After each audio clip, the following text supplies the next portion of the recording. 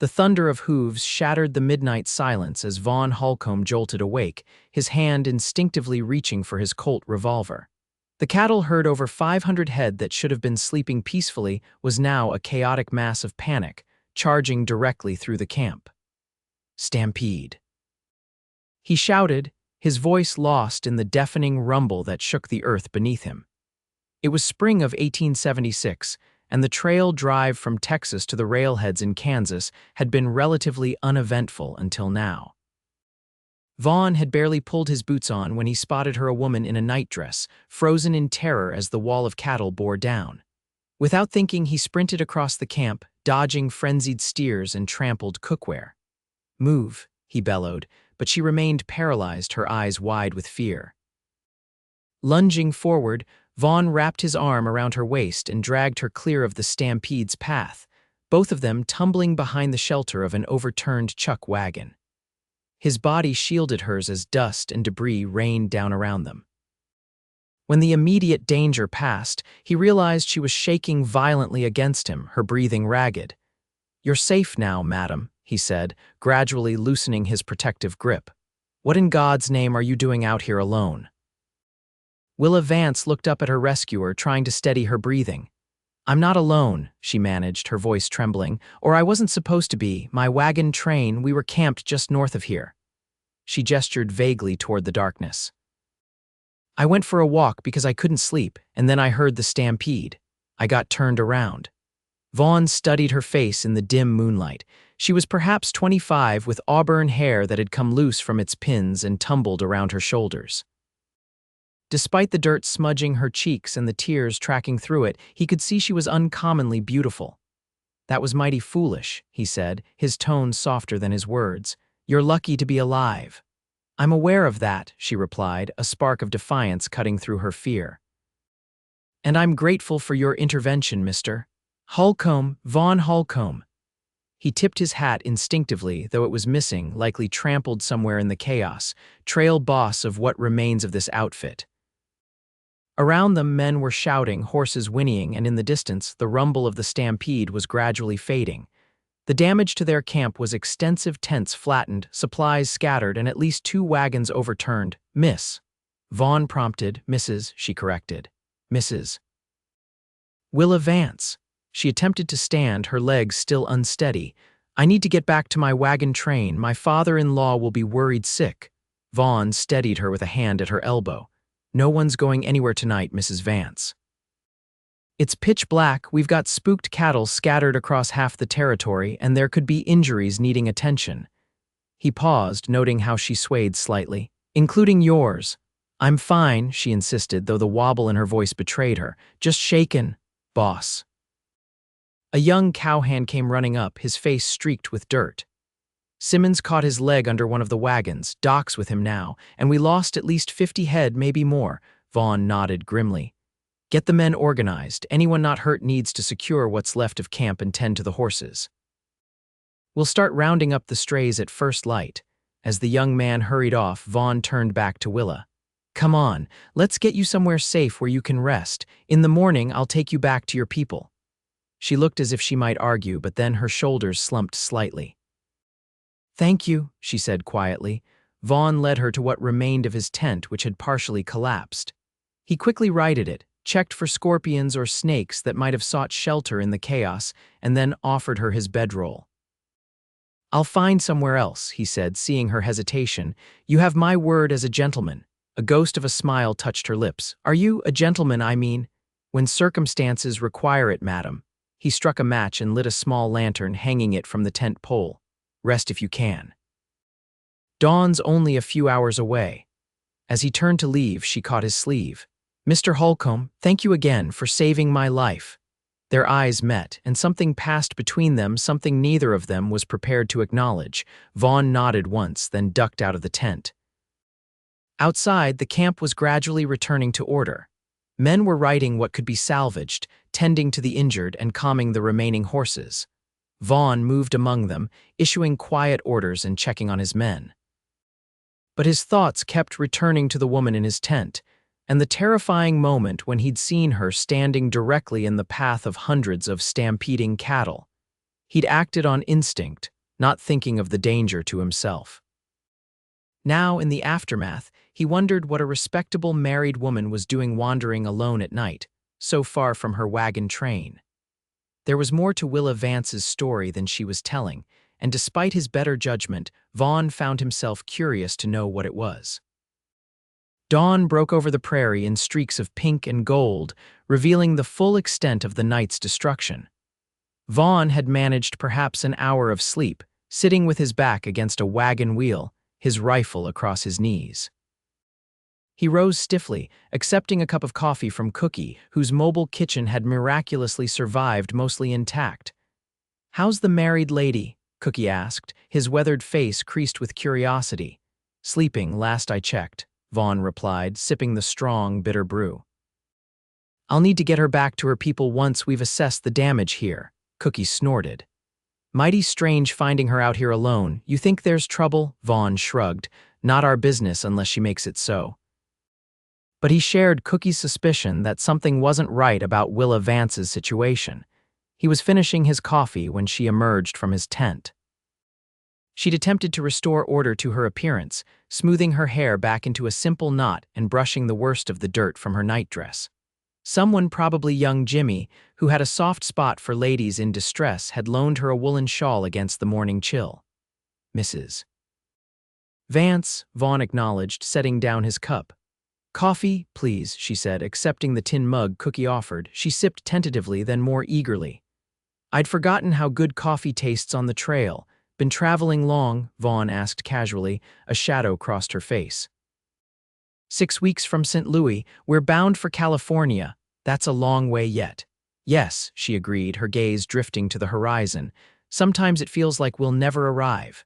There was something in her tone that made Vaughn study her more closely. Beneath the composed exterior, he sensed a deep weariness that had nothing to do with a single night of interrupted sleep. "I'll arrange to escort you back to your wagon train," he said, "if you can point us in the right direction." Willa hesitated, her fingers tightening around the coffee mug. "Mr. Holcomb, there's something you should know." She glanced around, noticing the curious looks from nearby cowhands. Perhaps somewhere more private, Vaughn led her to a spot a little away from camp, where a lone cottonwood tree provided shade against the strengthening sun. "Whatever you need to say, Mrs. Vance, I'm listening." She took a deep breath. "I wasn't entirely truthful last night. I didn't get lost during a casual walk." Her eyes met his directly. "I was running away." Vaughn's expression remained neutral, though his interest sharpened. "From your husband." "My husband is dead," she said flatly. 3 weeks ago, cholera. I'm traveling with my father-in-law, Harold Vance. He's not an easy man at the best of times. Since losing his son, he's become." She trailed off, searching for words. "Difficult," Vaughn suggested, controlling. "Cruel at times." Her chin lifted slightly. "He believes that as his son's widow, I remain his responsibility, his property, essentially. He intends to marry me off to his business partner once we reach Sacramento." Vaughn's jaw tightened. "Against your wishes." "The man is 63 and has buried 3 wives already," Willa said with quiet intensity. "So yes, very much against my wishes." She looked away. "Last night we argued. He threatened to. Well, the details don't matter. I waited until the camp was asleep, took what little money I could find, and ran." With no plan beyond getting away, Vaughn concluded. She gave a small, rueful laugh. "It wasn't my most carefully considered decision, but I couldn't stay another night under his control." Her expression grew serious again. "Mr. Holcomb, I can't go back. I won't."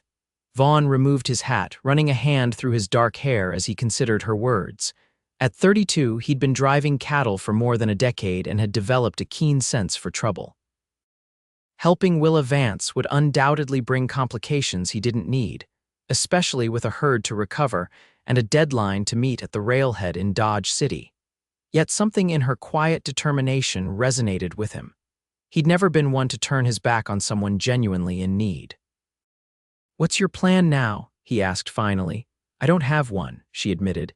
"I have $7.16 to my name, but I'd rather take my chances alone than return to Harold Vance's control." Vaughn replaced his hat, his decision made. No one's traveling alone. "We'll figure something out." For now, you can stay with us while we recover from the stampede and round up the scattered herd. That'll give you time to consider your options." Relief washed across her face. "I can work," she offered quickly. "I'm not afraid of hard labor." "I can cook, mend, whatever's needed." Cookie might appreciate the help, Vaughn conceded. "But first things first, let's get you some proper clothes. Can't have you traveling with 20 cowhands in a nightdress." For the first time since he'd met her, Willa smiled genuinely, transforming her face. "That would be appreciated." Vaughn found himself momentarily distracted by that smile before he cleared his throat and gestured back toward camp. "We've got spare clothes in the supply wagon." "Nothing fancy, mind you. Fancy hasn't been part of my life for some time, Mr. Holcomb," she said, falling into step beside him. "Practical will do just fine." As they walked back to camp, Vaughn was acutely aware of the murmurs and glances from his men. A woman on a cattle drive was unusual enough. A beautiful woman in distress was the stuff of campfire stories. He'd need to establish clear boundaries to prevent any misunderstandings or inappropriate behavior. "One more thing," he said quietly as they approached the chuck wagon. "Out here my word is law, the men know that. You'll be treated with respect, but you'll also need to pull your weight and follow instructions when they're given. This isn't a leisure journey." "I understand," Willa nodded, "and I appreciate the chance to prove myself useful."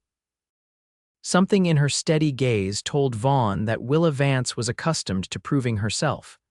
Perhaps they had more in common than he'd initially thought. The next few days established a rhythm. Willa, now dressed in men's trousers, a loose cotton shirt, and a borrowed hat, quickly made herself indispensable around camp. She worked alongside Cookie, preparing meals and keeping the campsite organized while most of the men were out searching for scattered cattle. Her calm efficiency impressed even the most skeptical cowhands, and by the third day, she'd been accepted as a temporary but valuable addition to their company. Vaughn spent most of his time in the saddle, directing the recovery efforts across miles of prairie. They'd lost more cattle than initially feared, closer to 80 head, but had managed to recover the majority of the herd. The work was exhausting, but necessary. Their contract depended on delivering as many cattle as possible to the railhead. Each evening, he'd return to find the camp more orderly than he'd left it. Willa seemed to have a gift for creating comfort in the harshest conditions, and the men's spirits had noticeably improved with better meals and mended clothing. On the fourth night, Vaughn returned later than usual, having tracked a group of strays nearly 10 miles from camp. The cook fire was burning low, but a plate of food had been set aside for him, covered to keep it warm. As he sat on a log to eat, Willa emerged from the shadows carrying a pot of coffee. "You look half dead," she observed, pouring him a cup. "Any luck today?" 23 more recovered, he said between bites. "That puts us at nearly 460. We've got maybe another 50 out there if they haven't been picked off by wolves or rustlers." Willa sat beside him, keeping a proper distance but close enough for conversation. The rest of the camp was mostly quiet, with men either asleep or speaking in hushed tones around smaller fires. "The men say we'll be moving on soon," she said, her tone deliberately casual. Vaughn nodded.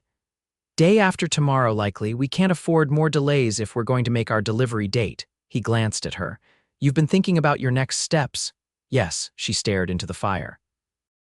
"I've been considering asking passage with one of the wagon trains heading to Oregon Territory. I've heard there are opportunities there for women willing to work hard." "There's talk of a wagon train camped about 15 miles north," Vaughn confirmed. "We spotted them while tracking cattle. Looks to be a decent-sized group, probably settlers rather than traders." "Then that's where I'll go," she decided. "If you could point me in the right direction, I can make my own way there." Vaughn frowned. "It's not safe for a woman to travel alone out here, Mrs. Vance." "I'll escort you myself once we've finished the roundup." "You have responsibilities to your men and your herd," she objected. "I've already imposed enough." "It's not an imposition," he said firmly. "It's what any decent man would do." Willa studied him in the firelight. "You're not like most men I've known, Mr. Holcomb." "Call me Vaughn," he said, surprising himself with the invitation. After sharing a camp for nearly a week, formalities seem unnecessary. A small smile played at her lips. Vaughn, then, and I'm Willa. Willa, he repeated, finding he liked the way her name felt. They sat in companionable silence for a few moments, the prairie night alive with sounds around them, crickets chirping, the occasional lowing of cattle, the soft murmur of men's voices. May I ask you something personal? Willa finally said. Vaughn nodded, curious. Why this life? Driving cattle across hundreds of miles, facing stampedes and storms and all manner of danger. Surely there are easier ways to make a living. He considered her question seriously. I suppose I could have stayed in Tennessee, worked my father's farm until it was mine someday. He shrugged. But I wanted something more, something that was mine from the start, not handed down or married into. Freedom, she suggested. That's part of it, he agreed, but also the challenge. Every drive is different. Every problem requires new thinking, and there's something about being out here, he gestured to the vast darkness around them, that feels right to me, like I'm exactly where I'm supposed to be. Willa nodded slowly. I understand that feeling. Or at least I understand wanting it. She paused. I haven't felt like I belonged anywhere in a very long time. The vulnerability in her voice stirred something protective in Vaughn. You will again, he said with more certainty than he felt. Oregon's a fresh start. You'll make your own place there. Perhaps, she said, though doubt lingered in her tone. Thank you for the conversation, Vaughn, and for the kindness you've shown me. She stood, brushing down her borrowed trousers. I should get some rest. Tomorrow will be another busy day. As she walked away toward the small tent they'd set aside for her privacy, Vaughn remained by the fire, contemplating their exchange. Willa Vance was unlike any woman he'd encountered, resilient, capable, and possessing a quiet strength that commanded respect. The thought of sending her off alone to an uncertain future didn't sit well with him, but he couldn't see another option. His responsibility was to deliver the cattle herd to Dodge City and then return to Texas to prepare for the next drive. Their paths were crossing only briefly, he reminded himself. Yet as he finally sought his own bedroll, Vaughn couldn't shake the feeling that Willa Vance's appearance in his life might prove more significant than a chance encounter during a stampede. The next morning dawned clear and cool, promising good weather for the final day of searching for strays. Vaughn was saddling his horse when a commotion at the edge of camp caught his attention. 3 riders were approaching, their manner suggesting purpose rather than casual visitors. Boss, called his segundo, Martinez, you might want to handle this. Vaughn handed the reins to a nearby hand and strode toward the newcomers. As they drew closer, he noted the expensive quality of their clothing and mounts not typical trail riders or cowboys. Morning, gentlemen, he called, his hand resting casually near his holster.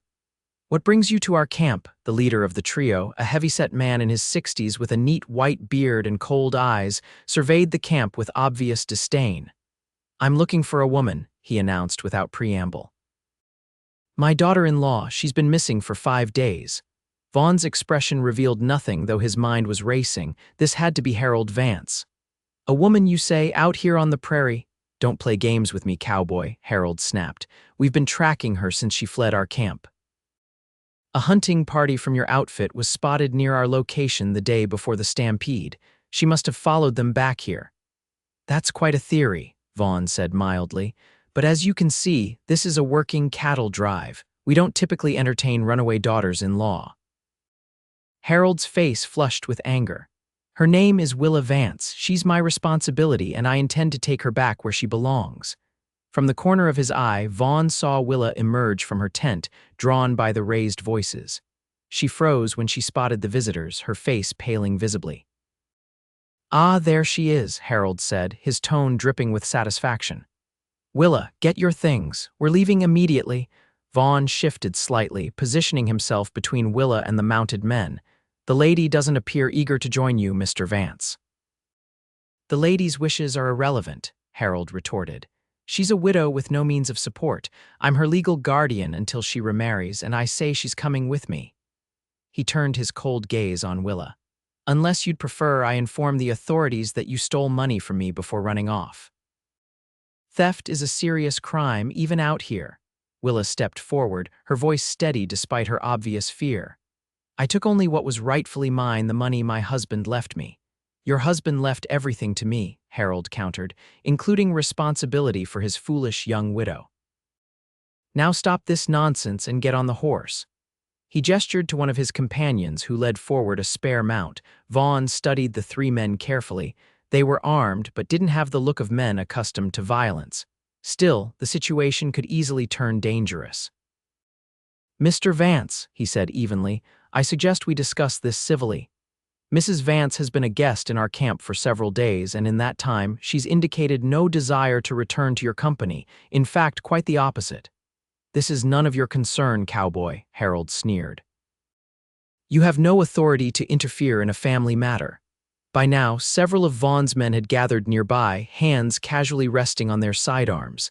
The tension in the air was palpable. In my camp, everything is my concern, Vaughn replied, his tone hardening.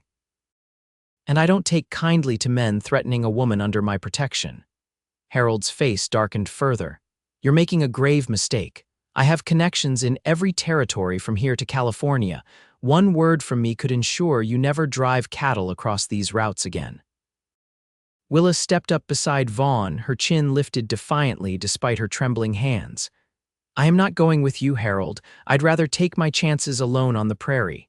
You ungrateful little, Harold began, starting to dismount. That's close enough, Vaughn interrupted, his hand now openly resting on his revolver. The lady has made her choice clear. I suggest you respect it. For a tense moment, no one moved. Harold's companions exchanged uncertain glances, clearly not having anticipated armed resistance. Finally, Harold settled back in his saddle, his expression calculating. This isn't over, he said coldly. She has nothing, no money, no family, no prospects. When she's done warming your bed, Cowboy, she'll come crawling back. He jerked his horse around. Remember that, Willa. There won't be another offer of help from me. With that parting shot, the three men rode away, leaving a cloud of dust and tension in their wake. As they disappeared from sight, Willa released a shuddering breath. I'm sorry, she said quietly. I didn't want to bring trouble to your camp. Vaughn turned to her, concern etched on his features. Are you all right? She nodded, though her pallor suggested otherwise. He won't give up easily. Harold Vance isn't accustomed to being defied. Then it's a good lesson for him, Vaughn said grimly. He glanced around at his men, who were still watching alertly. Back to work, everyone. We've got cattle to find before sundown. As the cowhands dispersed, he turned back to Willa. We need to rethink your plan. Joining another wagon train might not be safe if he's determined to find you. What other choice do I have? She asked, the weight of her situation evident in her voice. Vaughn considered for a moment. Come with us to Dodge City, he said finally. It's a rough town, but there's law there, and it'll put more distance between you and Vance. From there, you could take the train east if you wanted, maybe back to St. Louis. There's nothing for me in St. Louis, she said. Everything I knew there is gone. Then we'll figure something else out when we reach Dodge, he promised, one step at a time. Their gazes held for a moment longer than necessary, and Vaughn felt something shift between them, a deepening of trust, perhaps, or the recognition of a shared understanding. Thank you, Willa said simply. For standing up for me, few have ever done that. Before Vaughn could respond, Martinez approached with his saddled horse. Boss, we should head out if we want to cover the north section today. With a nod, Vaughn took the reins. Stay close to camp today, he told Willa. I don't think Vance will return so soon, but better safe than sorry. I can take care of myself, she assured him, then added with the ghost of a smile, but I'll stay close all the same. As Vaughn rode out with his men, his thoughts remained tangled around Willa Vance and the complications she brought into his orderly life. He'd faced stampedes, rustlers, and raging rivers during his years as a trail boss, but something told him that helping Willa might prove to be his greatest challenge yet, and possibly his most rewarding. The final day of rounding up strays proved successful beyond expectations. By sundown, Vaughn and his men had recovered all but a dozen of the scattered cattle, bringing their total losses to an acceptable number considering the violence of the stampede. The mood in camp that evening was celebratory, with Cookie preparing a special meal and someone producing a fiddle for entertainment. Willa found herself swept up in the festivities, helping serve food and accepting the occasional invitation to dance from the braver cowhands. Throughout the evening, she was conscious of Vaughn's presence, sometimes watching her from across the fire, sometimes deep in conversation with Martinez about their route, but always somehow part of her awareness. As the celebration wound down and men began seeking their bedrolls, Willa found a quiet spot at the edge of camp. The night was clear, the stars scattered like diamond dust across the vast prairie sky. She was still there when Vaughn approached, 2 cups of coffee in hand. "Mind some company?" he asked, offering her one of the cups. "Not at all," she replied, accepting the warm drink gratefully. The spring night still carried a chill. Vaughn settled beside her on a fallen log. "The men are in good spirits tonight. Having most of the herd intact is worth celebrating." "They worked hard," Willa observed. "You should be proud of what you've built here, not just a crew, but a community of sorts." He looked pleased by her assessment. "These drives forge strong bonds. When men depend on each other for their lives and livelihoods, they develop a certain loyalty." "I've noticed," she said. "They respect you tremendously." "I try to earn it every day," he replied simply. They sat in companionable silence for a while, sipping their coffee and watching the stars. It was Willa who finally broke the quiet. "I've been thinking about your suggestion going to Dodge City," she said. "It makes sense, at least as a starting point. I can find work there while deciding my next steps." Vaughn nodded slowly. "Dodge has opportunities, but it's also a rough town, especially during the cattle season. Lots of cowboys with money to spend and months of trail dust to wash away." He glanced at her. "Not the easiest place for a woman alone." "I'm tougher than I look," she reminded him. "No doubt about that," he agreed with a small smile. "Still, you'll need to be careful." Willa studied his profile in the moonlight, struck by the genuine concern in his expression. "You're not what I expected, Vaughn Holcomb," his eyebrow raised. "And what did you expect? From a trail boss, someone harder, more concerned with cattle than people." She shrugged slightly. "Most men I've known in positions of authority wear it like armor, using their power to keep others at a distance." "Maybe I'm not most men," he suggested. "No," she agreed softly. "You're definitely not." Their gazes held for a long moment, and Willa felt a flutter of something unfamiliar in her chest, something she hadn't allowed herself to feel in a very long time. Attraction, yes, but also a deeper recognition, as if some part of her soul had been waiting to encounter his. The moment was broken by a cowhand approaching with a question about the morning's departure. When Vaughn returned after the brief interruption, something had shifted, a subtle withdrawal, as if he'd recognized the dangerous territory they were approaching and decided to retreat to safer ground. "We'll break camp at first light," he said, his tone more formal than before. "It'll be a hard ride for the next few days if we're to make up for lost time. I've arranged for you to travel in the supply wagon when you need rest." "I can ride," Willa assured him. "You don't need to make special arrangements for me," his expression softened slightly. "I know you can, but even the strongest riders take turns in the wagon sometimes. No shame in it." She nodded her acceptance, recognizing his offer as practical rather than condescending. "Thank you." "For everything." Vaughn stood, gathering their empty cups. "Get some rest, Willa. Dawn comes early on the trail." As he walked away, Willa remained by the log, contemplating the strange turn her life had taken. A week ago, she had been trapped in Harold Vance's control, facing a future of continued subjugation. Now she was preparing to travel with a cattle drive to Dodge City, with no clear plan beyond that but a newfound sense of possibility. And then there was Vaughn Holcomb, a man unlike any she had known, who had risked his safety to save her during the Stampede, and then stood between her and Harold's attempts to reclaim her. A man who treated her with respect rather than as property or a burden. Dangerous thoughts, she reminded herself. She was still a widow in mourning by society's standards, with no resources and no protection beyond what Vaughn temporarily offered. Developing feelings for him would only complicate an already precarious situation. Yet as she finally sought her tent, Willa couldn't entirely suppress the warmth that spread through her at the memory of their conversation under the stars.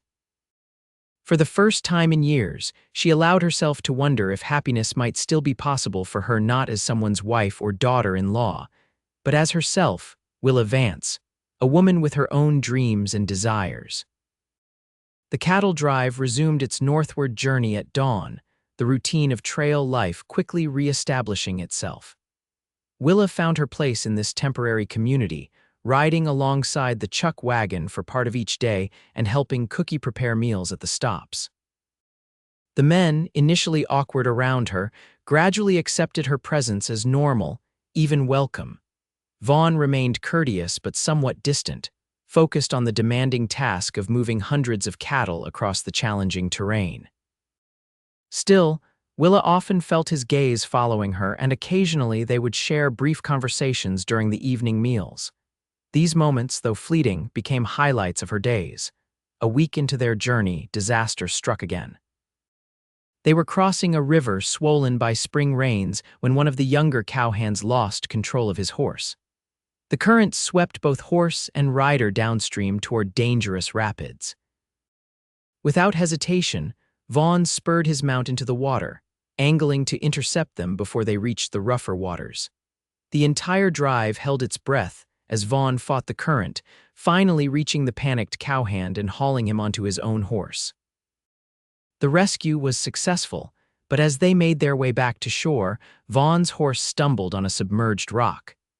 Both men were thrown into the churning water. Martinez and two other experienced riders immediately launched their own rescue effort.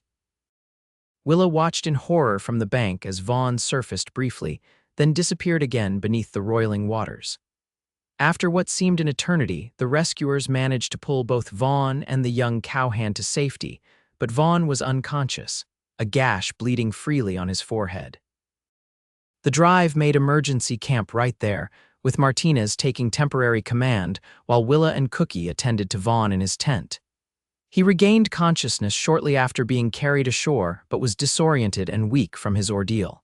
"The boy," were his first words, his voice raspy from swallowed river water.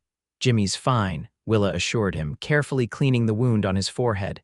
"Thanks to you, though you nearly got yourself killed in the process." Vaughn attempted to sit up, wincing as pain shot through his ribs. "Part of the job," he muttered. "Lie still," she ordered, gently but firmly pressing him back down. "You may have broken ribs and this cut needs stitching." He submitted to her ministrations, watching her face as she worked. "You've done this before," he observed. "My father was a doctor in St. Louis," she explained, threading a needle that Cookie had sterilized in the fire. "I assisted him often before I married." She paused, her expression momentarily distant. "He didn't approve of my choice of husband. We lost touch after my wedding." "I'm sorry," Vaughn said quietly.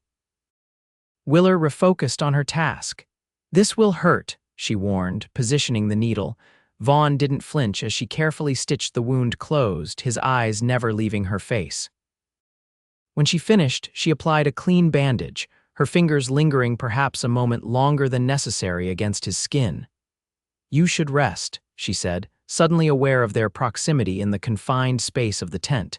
"Cookie's preparing a broth that will help restore your strength." "Willa," Vaughn said, catching her wrist gently as she started to rise. "Thank you." The simple words carried weight beyond the immediate situation, acknowledging all she had done since joining their company. Their eyes held, and for a breathless moment, Willa thought he might pull her closer. Instead, he released her wrist, allowing her to retreat to a safer distance. "I'll check on you later," she promised, gathering her medical supplies. "Try to sleep." Outside the tent, she took a moment to compose herself, disturbed by the intensity of her reaction to Vaughn's touch. She had not expected to feel such things again, not after the complicated, often difficult years of her marriage. Edward Vance had been charming during their courtship, but had revealed a weaker, more selfish nature once they were wed.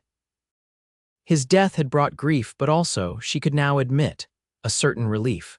What she felt for Vaughn was entirely different, a respect that had deepened into admiration and now threatened to become something more dangerous. Something that could break her heart when they inevitably parted ways at Dodge City. The drive remained camped by the river for 2 days while Vaughn recovered enough strength to ride.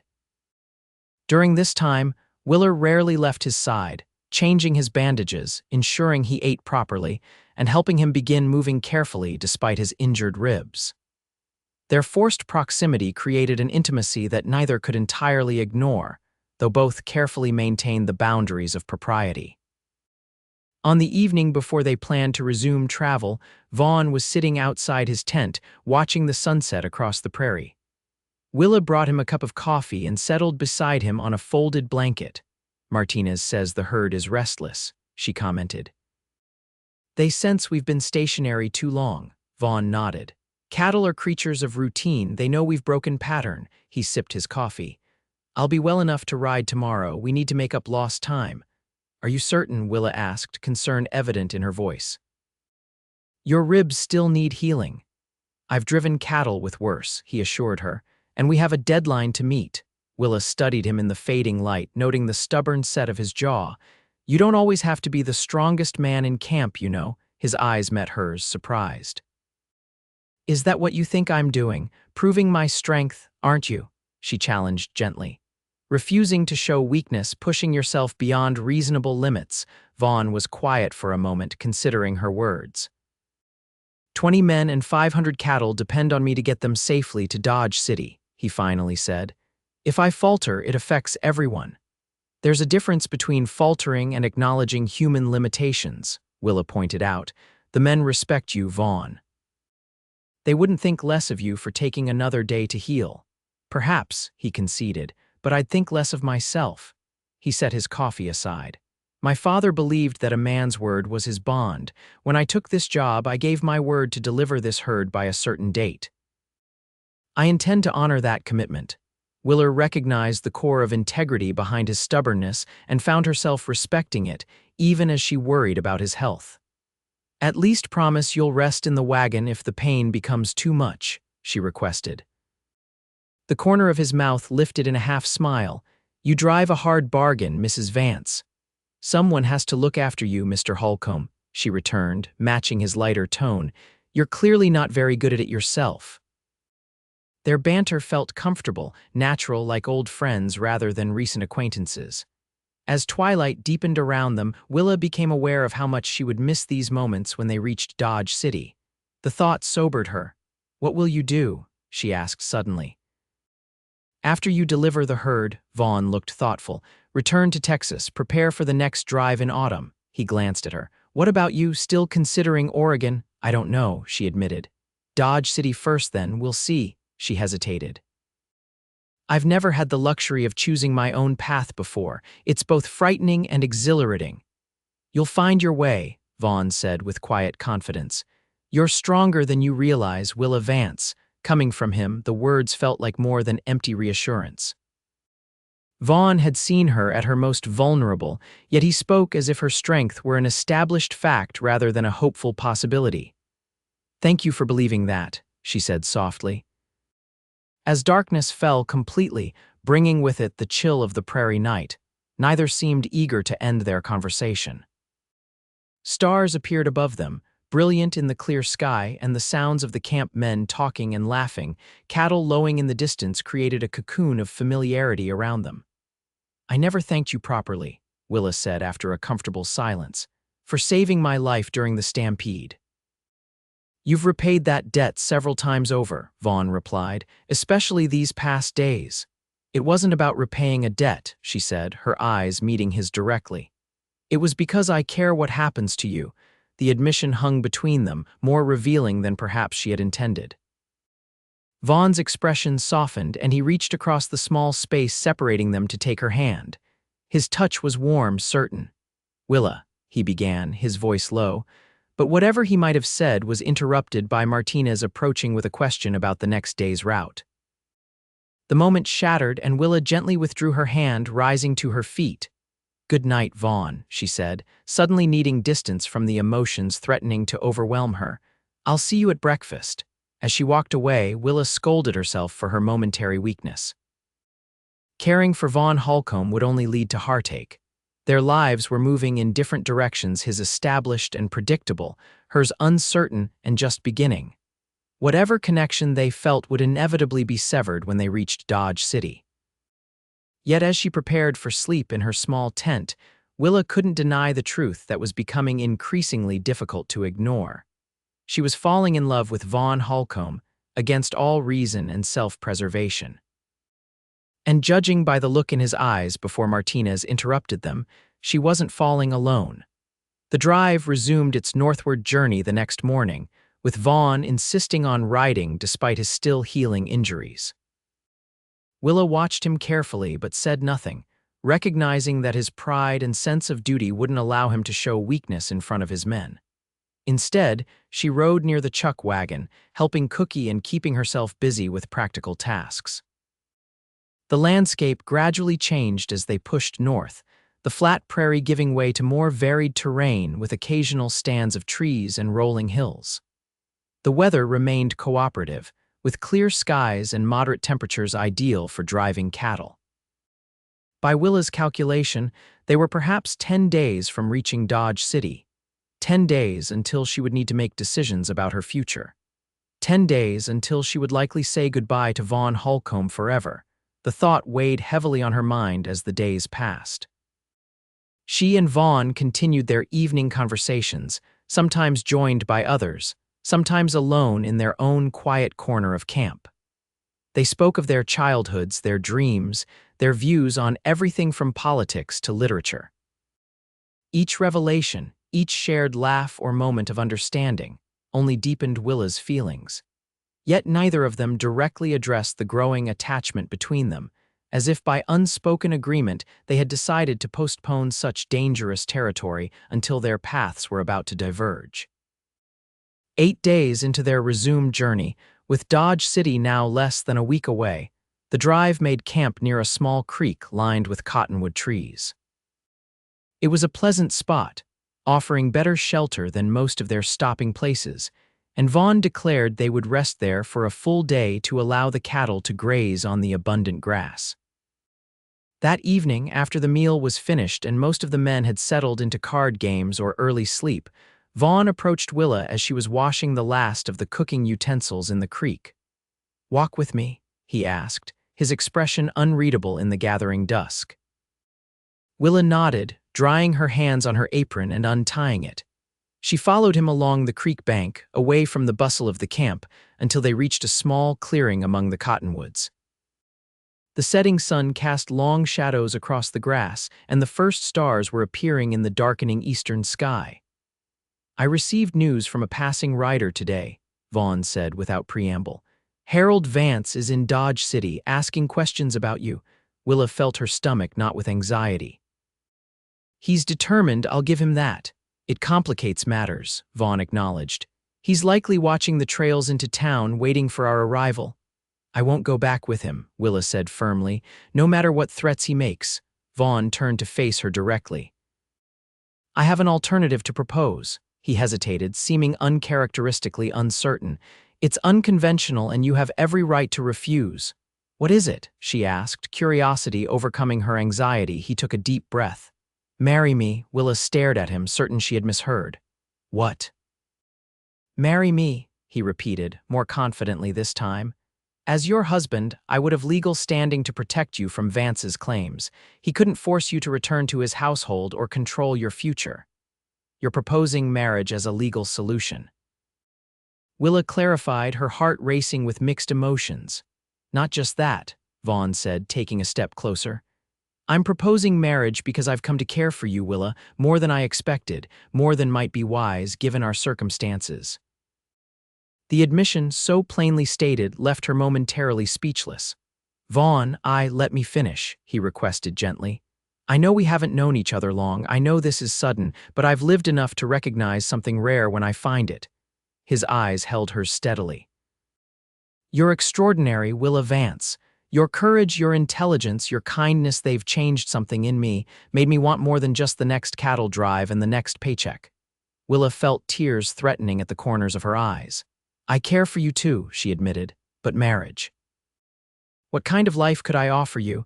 I have nothing, no money, no property, not even decent clothes of my own." "I don't need those things," he said simply.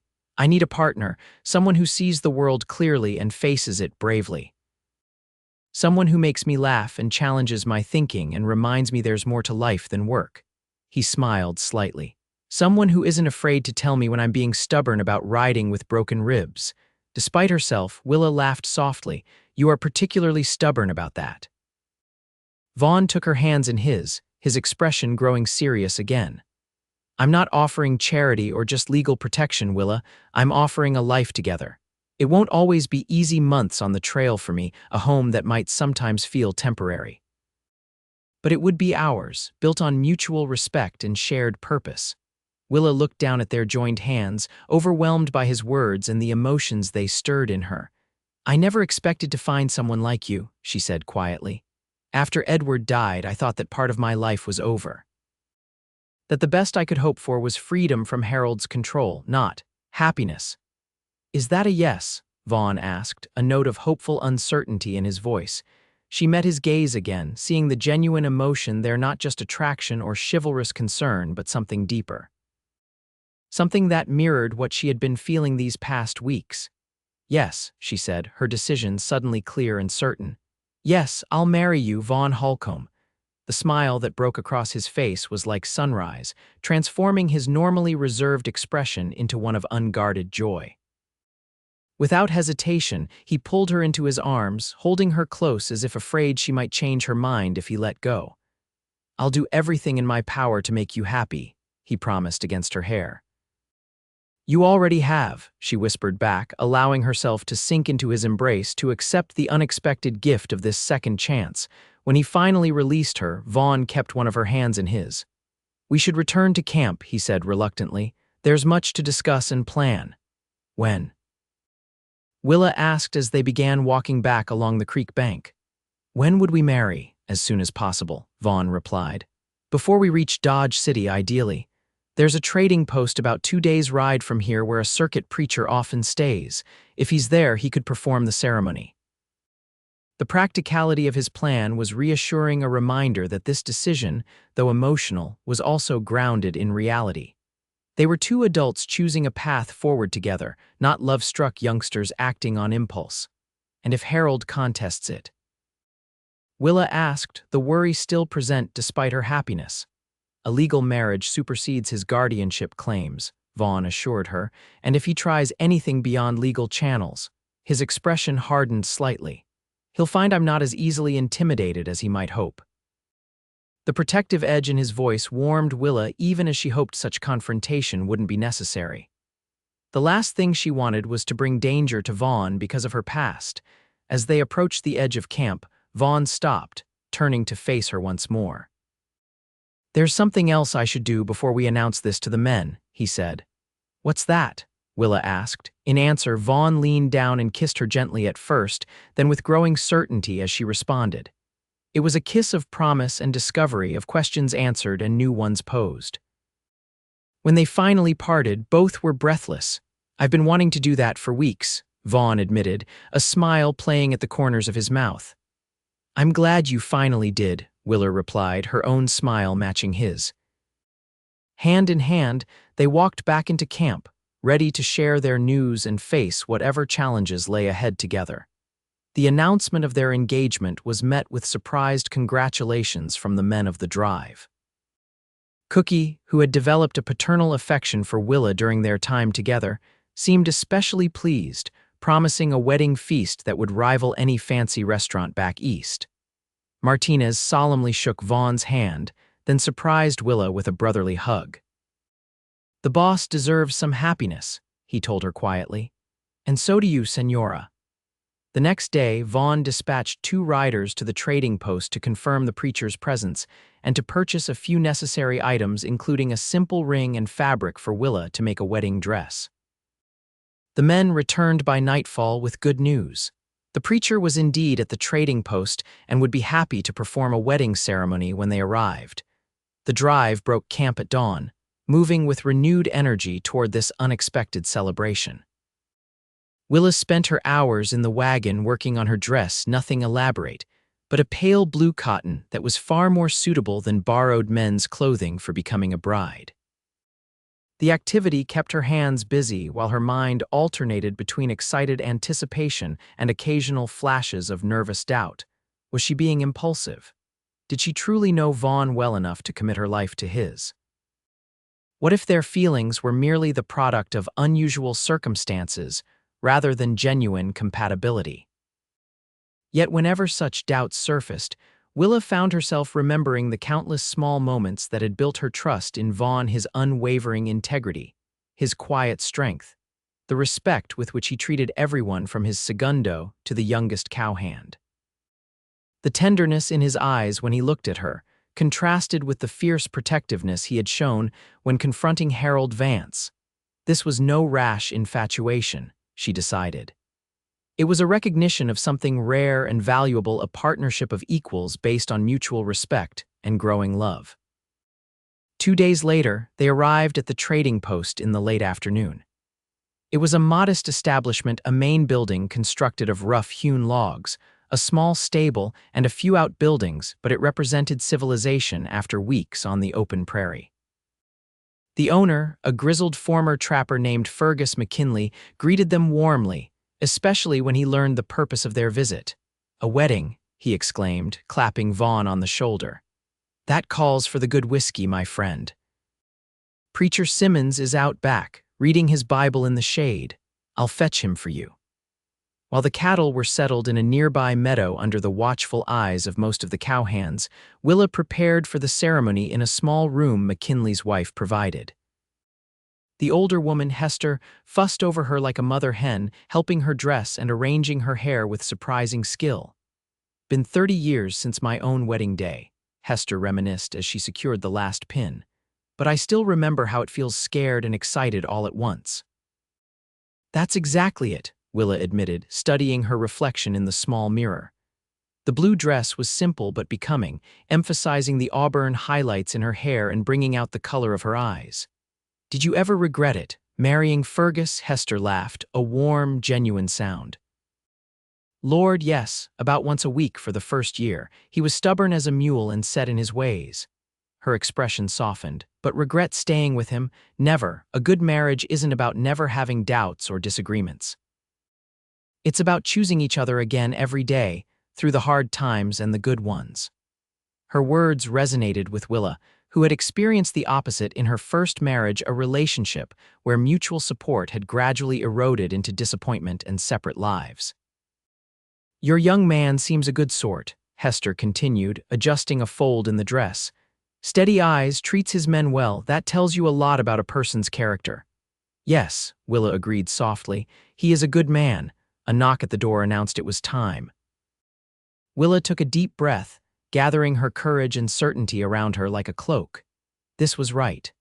This was her choice, perhaps the first truly free choice she had made in her adult life. Outside, the trading post's small garden had been transformed for the occasion. Lanterns hung from tree branches, casting a warm glow in the gathering dusk.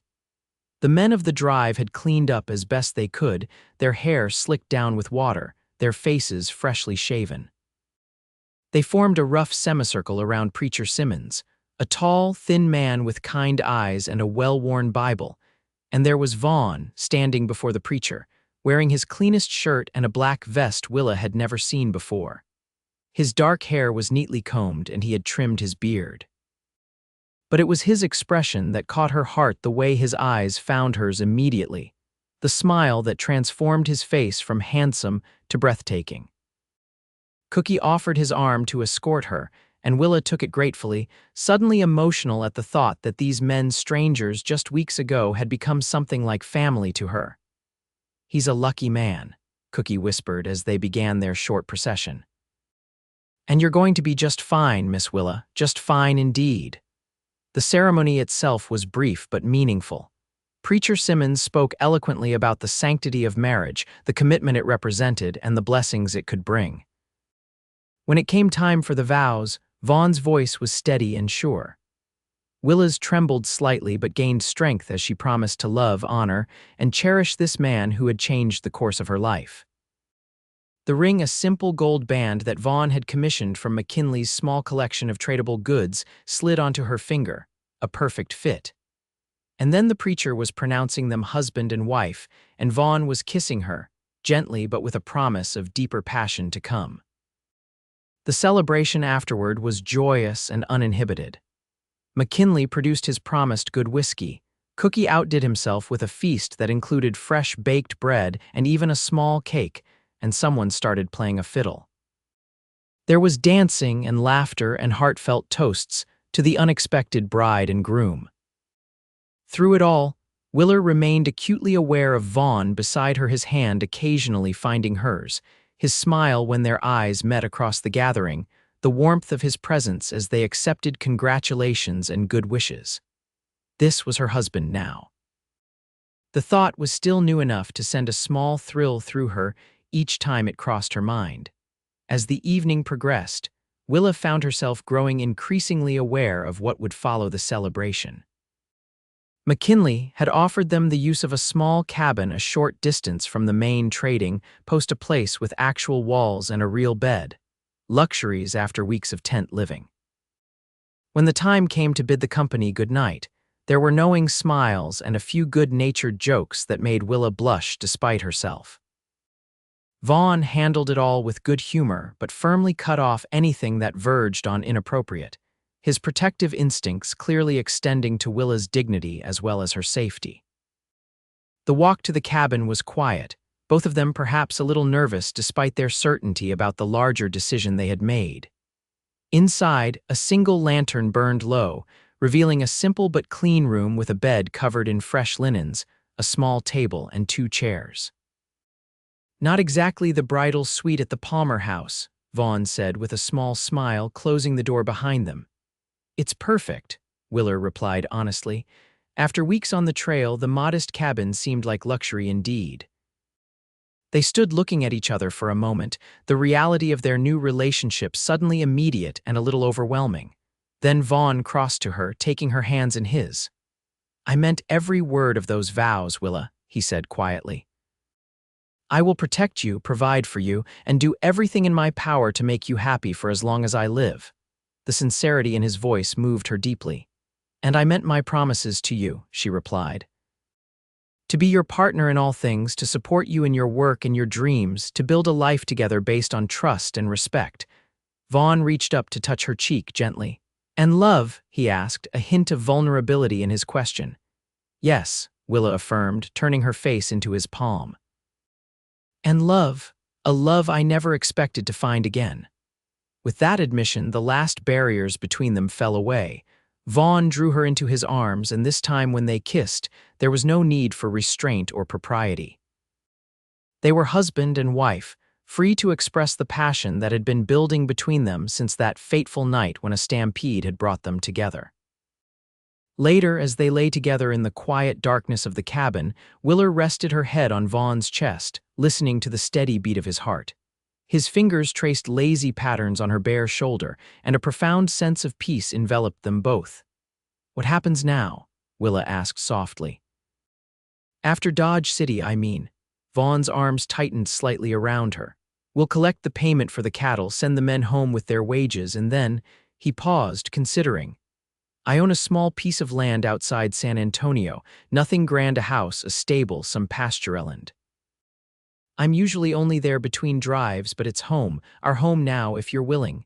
"Texas," Willa murmured, trying the idea on for size. "I've never been that far south." "It's beautiful country," Vaughn assured her. "Hot in summer, yes, but the winters are mild and the land has its own kind of majesty." He shifted slightly to look down at her. "Would that suit you? I know it's far from St. Louis and what you're accustomed to." Willa smiled up at him. "What I'm accustomed to is hardly worth preserving," she said. "I'm ready for something new, something ours." The relief and happiness in Vaughn's expression told her how much her acceptance meant to him. "We can build whatever life you want, Willa. I have savings enough to expand the house or buy more land if you'd prefer. All I want is a place where we can be together," she said simply, "where I can create a real home for us both." She hesitated, then added, "and perhaps someday for children." Vaughn's face softened at the mention of children. "I'd like that," he said quietly. "A family of our own." The word family resonated deeply with Willa, who had lost her own parents, her mother to illness when she was a child, her father to estrangement after her marriage. The thought of creating a new family with Vaughn, of building something lasting and meaningful together, filled her with hope. "First," Vaughn continued, We need to deal with Harold Vance. If he's in Dodge City waiting for us, I want to settle matters definitively. He won't accept our marriage easily, Willa warned. He's used to getting his way. He'll have no choice, Vaughn said firmly. You're my wife now, legally and in every other sense. His claims have no standing. The certainty in his voice reassured her. Whatever confrontation might come, Willa knew she would no longer face it alone. For the first time since Edward's death, perhaps for the first time in her adult life, she felt truly protected and supported. As sleep began to claim them both, Willa reflected on the strange, winding path that had led her to this moment. The terror of the Stampede, the desperate flight from Harold's control, the unexpected sanctuary she had found among Vaughn's cattle drive, all of it had seemed like misfortune at the time. Yet without those challenges, she might never have discovered her own strength or found the love that now wrapped around her like a shield. "Vaughn," she whispered, not sure if he was still awake. He responded drowsily, "Thank you for dragging me clear that night. For saving my life in more ways than one." His arms tightened around her in response, and Willa closed her eyes, secure in the knowledge that whatever the future held, they would face it together.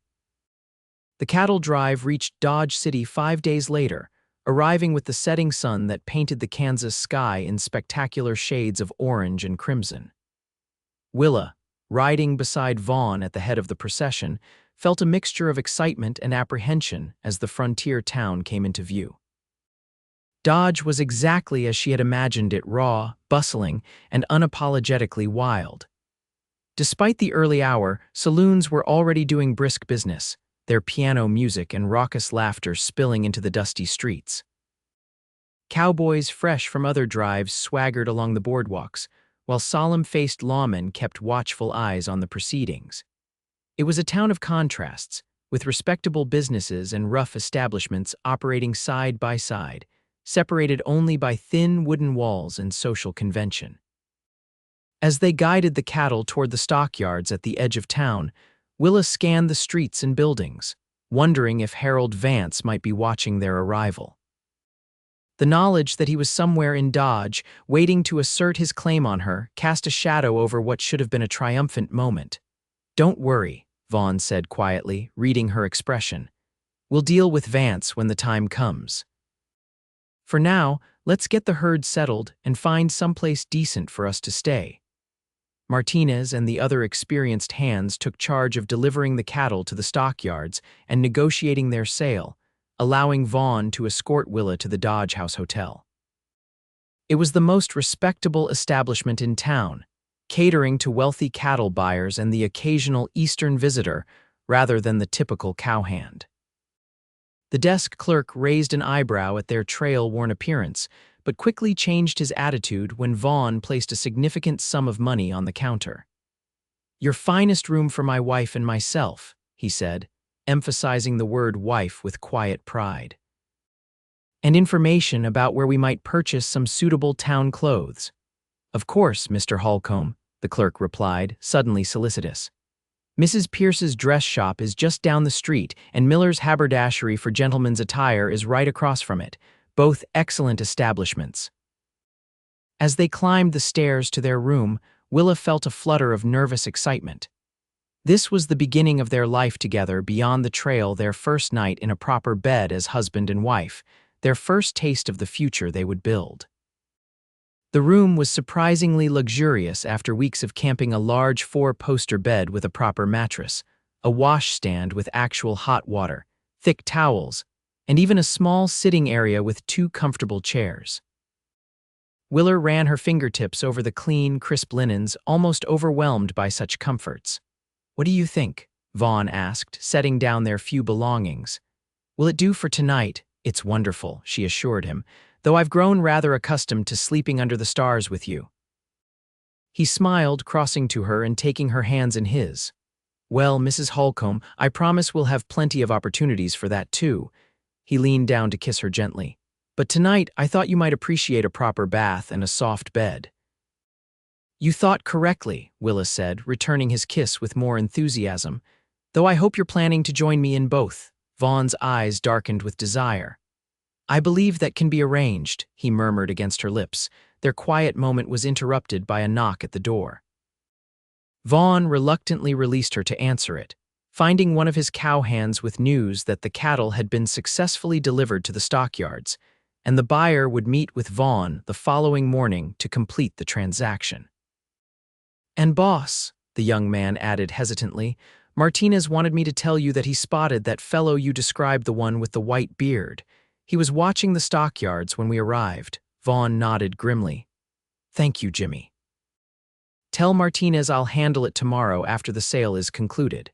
For tonight, you men deserve to celebrate. Drinks at the Long Branch Saloon are on me." After Jimmy departed, Vaughn turned back to Willa, his expression concerned. "So Vance is definitely in town." "I'm not surprised," Willa said, trying to keep her voice steady. "He's not a man who gives up easily when his pride is at stake." "Neither am I," Vaughn assured her. "But let's not let him cast a shadow over our first night in town. Tomorrow is soon enough to settle matters." True to his word, Vaughn arranged for a luxurious bath to be brought to their room, followed by a private dinner served on a small table by the window. They ate by candlelight, sharing the events of the day and making plans for their journey to Texas once their business in Dodge was concluded. "I was thinking," Vaughn said as they finished their meal, "that we might take the train part of the way. It would be faster and more comfortable for you than riding all that distance." Willa considered the suggestion. "I'd like that," she admitted. "Though I've grown more comfortable in the saddle than I ever expected to be."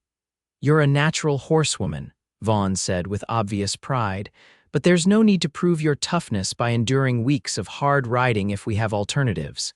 His consideration touched her deeply.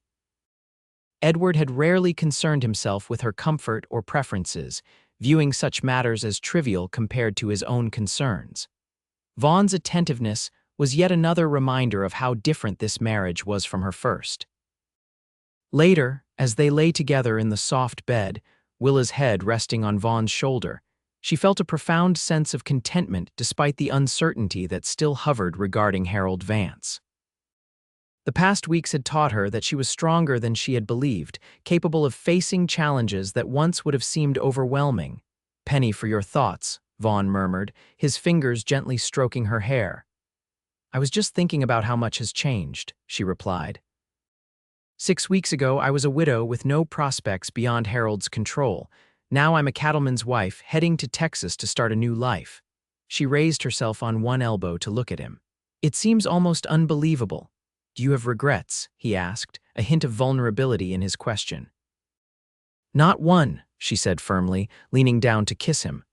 "Marrying you was the best decision I've ever made, Vaughn Holcomb, even if it did happen rather suddenly." His smile chased away the momentary doubt in his eyes. "Sometimes life's best gifts are the unexpected ones," he said, pulling her closer. "And you, Willa Holcomb, are the most unexpected and precious gift I've ever received." The confrontation with Harold Vance came sooner than anticipated. The following morning, as Vaughn and Willa were finishing breakfast in the hotel dining room, planning to shop for new clothes before Vaughn's meeting with the cattle buyer, Harold himself strode into the establishment, flanked by 2 men Willa recognized as his business associates.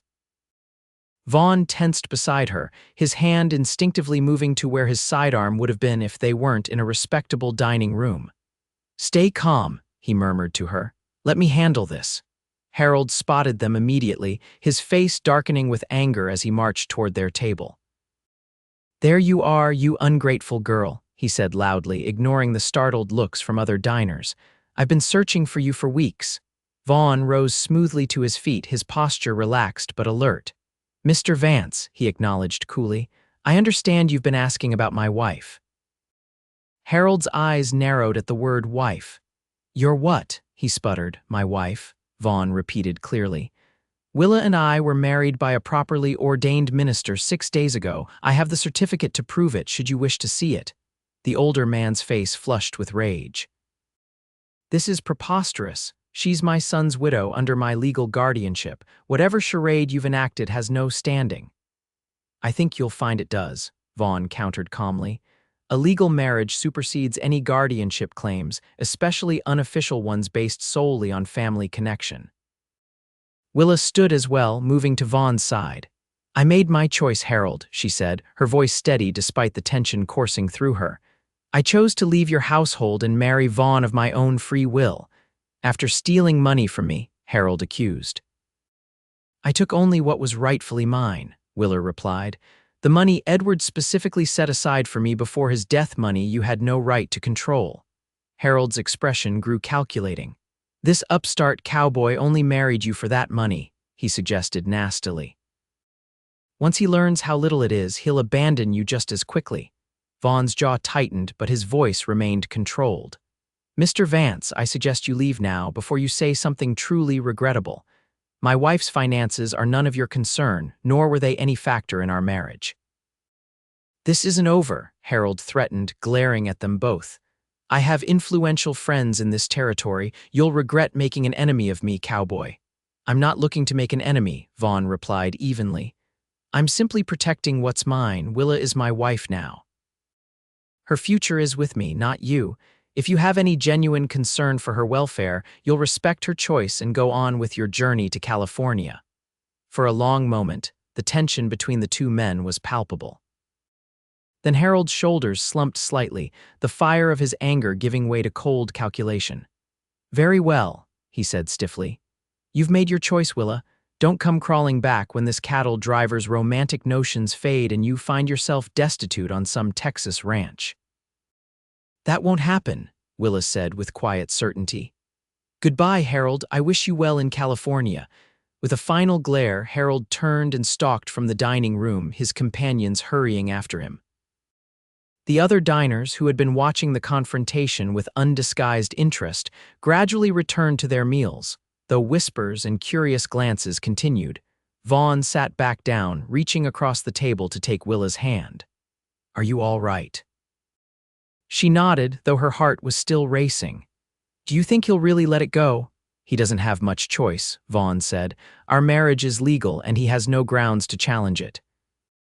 Besides, I suspect his business interests in California are more important to him than pursuing a vendetta against us. Willa hoped he was right. The thought of Harold continuing to cast a shadow over their new life together was deeply unsettling. Come, Vaughn said, sensing her disquiet. Let's not let Harold Vance ruin our day. We have shopping to do and a future to plan. The next few days passed in a whirlwind of activity. Vaughn concluded the cattle sale successfully, receiving a handsome payment that secured their financial future. He distributed generous bonuses to his men, ensuring they would return for the next drive, then saw them off on their journeys back to Texas or to whatever adventures awaited them. Willa, meanwhile, embraced the opportunity to create a new wardrobe suitable for her life as Vaughn Holcomb's wife. She chose practical but attractive dresses for everyday wear, a few finer gowns for special occasions, and even riding clothes specifically designed for women. The experience of selecting what she wanted, without consideration for anyone else's preferences, was liberating after years of dressing to please first Edward and then his father. There was no further sign of Harold Vance, who had apparently departed Dodge City the day after their confrontation. While Willa remained slightly wary, watching for his possible return, Vaughn's confidence gradually reassured her. They were legally married, with the protection that status provided. Harold's claims had no standing in law or common practice. On their final evening in Dodge City, before boarding the train south the following morning, Vaughn surprised Willa with dinner at the finest restaurant in town. He had purchased a new suit for the occasion, charcoal gray with a matching vest that accentuated his broad shoulders and trim waist. Willa wore a deep green dress that complemented her auburn hair and fair complexion, feeling more beautiful and confident than she had in years. A toast, Vaughn proposed, raising his glass once they were seated at a corner table adorned with fresh flowers and fine china. To new beginnings. To new beginnings, Willa echoed, touching her glass to his, and to unexpected blessings. As they enjoyed their meal, Willa noticed Vaughn seemed slightly distracted, almost nervous, unusual for a man typically so composed and self-assured. Is something wrong? She asked after he checked his pocket watch for the third time. Not wrong, he assured her quickly. Just, Well, I have something for you. He reached into his jacket pocket and withdrew a small velvet box. I realized that in all the chaos of our hasty wedding, I never gave you a proper engagement ring to accompany your wedding band. Willa's breath caught as he opened the box, revealing a delicate gold ring set with a small but perfect diamond that caught the candlelight and scattered it in tiny rainbows across the table. Vaughn, she breathed, it's beautiful, but you didn't need to, I wanted to, he interrupted gently, taking her left hand and slipping the ring onto her finger above her wedding band. I wanted you to have something that symbolizes not just our legal union, but my promise to love and cherish you for all our days. Tears pricked at Willa's eyes as she admired the ring on her finger. It wasn't ostentatious or showy just like Vaughn himself, it was genuine, valuable, and without pretense. I'll treasure it always, she promised, leaning across the table to kiss him briefly, mindful of their public setting. There's something else, Vaughn said when she settled back in her seat. He seemed uncharacteristically hesitant. I've been thinking about our future, specifically about my work. The cattle drives, Willa prompted, curious about his serious tone. He nodded. They've been my life for over a decade, good work, profitable, but he met her eyes directly. They keep me away from home for months at a time. That was acceptable when I had no one waiting for me, but now with you. Vaughn, Willa said gently, I would never ask you to give up work that means so much to you. I knew what I was agreeing to when I married a trail boss. I know, he acknowledged, and I appreciate that more than I can say, but I've been considering alternatives that would keep me closer to home while still utilizing my experience. Willa's interest sharpened. What kind of alternatives? I've been offered a partnership in a ranch near San Antonio, Vaughn explained.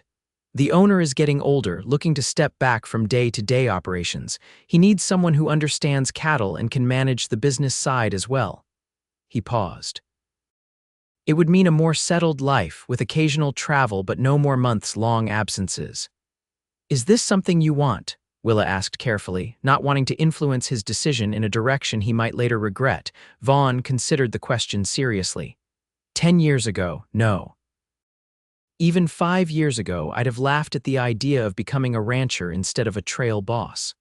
His expression softened as he looked at her. But now, yes, I want a life where I come home to you every night, where we build something lasting together. Where we raise our children surrounded by stability and family. The mention of children sent a warm glow through Willa's heart. Then I think you should accept the offer, she said sincerely, not for my sake but for ours, for the future we both want. Relief and happiness spread across Vaughn's face. I was hoping you'd say that, he admitted. I sent a telegraph this morning accepting the position. We can visit the ranch after we spend some time at our place, see if it suits us.